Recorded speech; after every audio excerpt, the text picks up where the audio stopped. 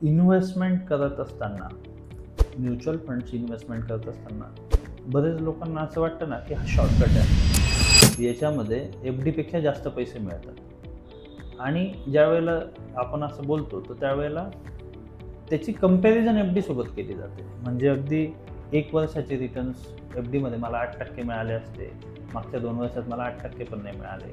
ह्या पद्धतीने कंपॅरिझन केली जाते. आणि मग यातच काही निराश लोकं मिळतात, की जे म्युच्युअल फंडपासून काहीतरी कारणास्तव दुखावलेले असतात किंवा त्यांचं काहीतरी नुकसान झालेलं असतं. तर ह्या नुकसान होण्याच्या पाठीमागे ना मूळ एक गोष्ट मला लक्षात आली, की त्यांच्यासोबत कुठल्याही प्रकारची वन टू वन चर्चा ही कोणाची झालेली नसते. आणि हे प्रमाण जे आहे, हे ऑनलाईन म्युच्युअल फंड्समध्ये ज्या ठिकाणी फक्त ॲपमधून इन्व्हेस्टमेंट केली जाते ना, तिथे खूप मोठ्या प्रमाणात होतं.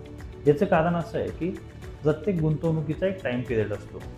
जर का तुम्ही 6 महिन्याची एफ डी केली, तर तुम्हाला स्पेसिफिक बँक सांगते 5% देऊ. तुम्ही जर 7 वर्षभराची केली, तर तो म्हणतो की तुम्हाला मी 6.5% देईल. जर तुम्ही म्हटले की मी 5 वर्षासाठी एफ डी करतोय, त्यावेळेला तो तुम्हाला 8% सांगतो. सेम म्युच्युअल फंड्समध्ये आहे. म्युच्युअल फंड्समध्ये तुम्ही 1 दिवसापासून 100 वर्षापर्यंत पैसे गुंतवू शकता. फक्त हे गुंतवताना तुम्ही सांगितलं पाहिजे किंवा तुमची चर्चा झाली पाहिजे.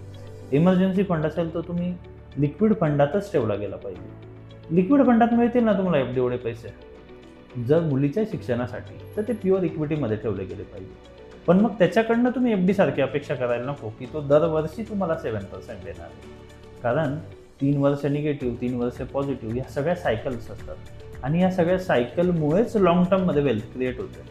त्यामुळे माझी विनंती आहे की गुंतवणूक करण्याआधी कुठल्याही आपल्या जवळच्या म्युच्युअल फंड डिस्ट्रीब्युटर किंवा फायनान्शियल कन्सल्टंटला जाऊन तुम्ही एकदा भेट द्या, चर्चा करा, तुमचं रिस्क प्रोफाईल समजून घ्या आणि मगच गुंतवणुकीला सुरुवात करा. जर तुम्हाला अशाच गुंतवणुकी संदर्भात काही अधिक माहिती हवी असेल तर तुम्ही आम्हाला कॉल करू शकता. थँक्यू.